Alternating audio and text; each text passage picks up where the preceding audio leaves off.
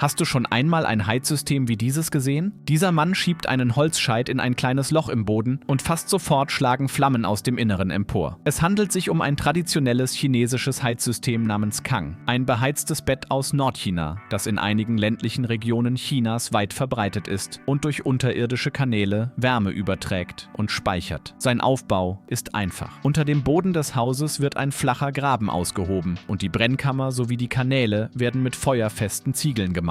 Anschließend wird der Boden verschlossen, wobei nur eine kleine Öffnung zum Nachlegen von Brennholz bleibt. Wird das Feuer entzündet, brennen die Flammen in der Kammer und die heiße Luft zirkuliert durch die Kanäle und erwärmt so den gesamten Boden. Als Strahlungsheizung ist dieses Design sehr effizient, verbraucht nur wenig Brennholz und eine Ladung Holz kann den Boden 4 bis 5 Stunden lang warm halten. Selbst nachdem das Feuer erloschen ist, bleibt der Boden noch lange warm. Da der Rauch nach draußen geleitet wird, bleibt das Haus sauber und frei von Ruß.